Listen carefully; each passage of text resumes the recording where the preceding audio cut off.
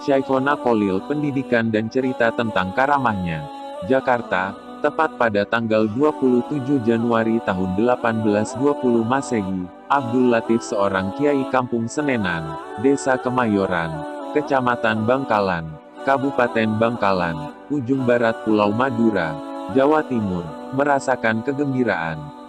Pada hari itu, dia mendapat karunia dengan lahirnya seorang putra yang diberi nama Muhammad Kholil.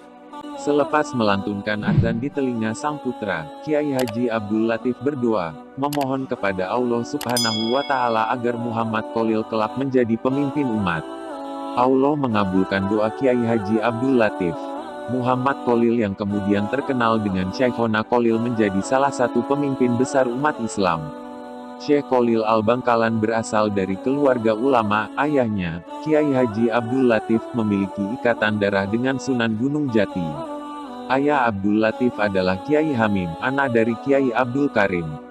Yang disebut terakhir ini merupakan anak dari Kiai Muharram bin Kiai Asror Karomah bin Kiai Abdullah bin Said Sulaiman.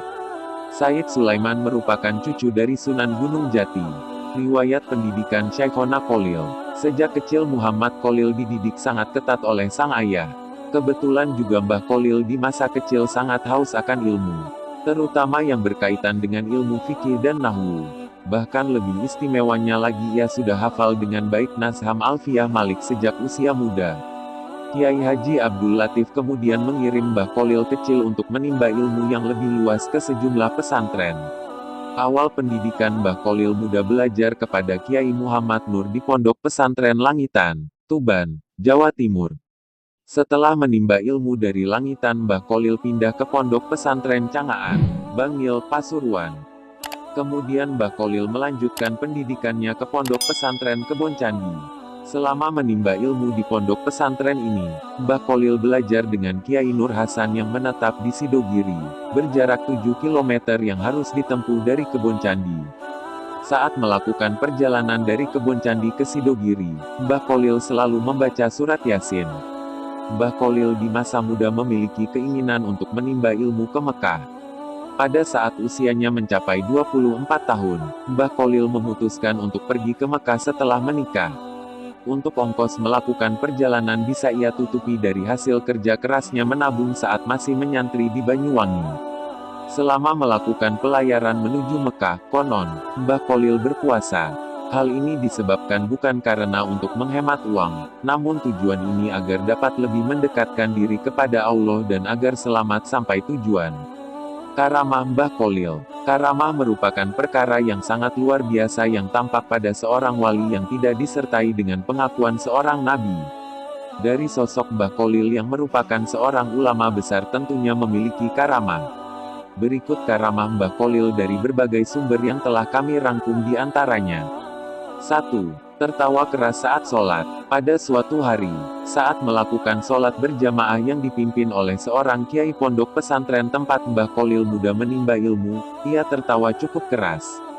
Setelah selesai sholat, kiai tersebut menegur Mbah Kholil atas tindakan yang ia lakukan memang dilarang dalam Islam.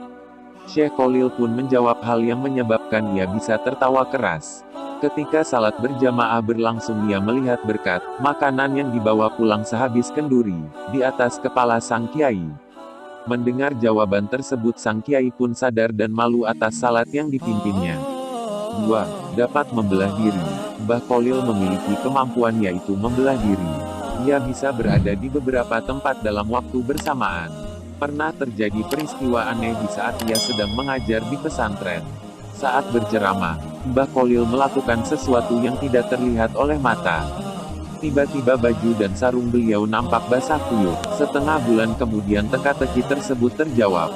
Ada seorang nelayan sowan mendatangi Mbah Kholil. Dia mengucapkan terima kasih kepada Mbah Kholil karena sudah menolongnya di saat perahunya mengalami pecah di tengah laut. 3. Ditangkap lalu dibebaskan oleh Belanda. Syekh Kholil pernah ditangkap oleh Belanda karena dituduh melindungi beberapa orang yang terlibat perlawanan terhadap kolonial di pondok pesantrennya. Pada saat ditangkapnya Syekh Kholil, terjadi hal aneh yang tidak bisa mereka mengerti. Seperti tidak bisa dikuncinya pintu penjara, sehingga membuat mereka harus berjaga penuh agar tahanan tidak melarikan diri. Banyak orang yang berdatangan untuk menjenguk Syekh Khalil dan memberi makanan, bahkan sampai banyak orang yang meminta ingin ikut ditahan bersamanya. Kejadian tersebut membuat pihak Belanda untuk merelakan Syekh Khalil dibebaskan. 4. Menyembuhkan orang sakit. Syekh Khalil memiliki karamah yang sangat luar biasa. Dalam kisahnya diceritakan ada seorang keturunan China yang sedang mengalami sakit lumpuh, padahal sudah dibawa ke Jakarta, namun masih belum juga sembuh. Lalu ia mendapatkan informasi bahwa di Madura ada orang sakti yang bisa menyembuhkan penyakit. Setelah mengetahui itu semua mereka pergi menuju Madura yakni ke Mbah Khalil untuk berobat. Saat melakukan perjalanan kira-kira jarak 20 meter dari rumah Mbah Khalil, tiba-tiba muncul Mbah Khalil dengan membawa pedang sambil berkata. Melihat hal tersebut, kedua orang tersebut lari sangat kencang bahkan ia tidak sadar bahwa ia sedang sakit. Tanpa mereka sadari mereka sudah sembuh. Mereka sangat bersyukur atas karamah yang ia dapatkan dari Mbah Khalil.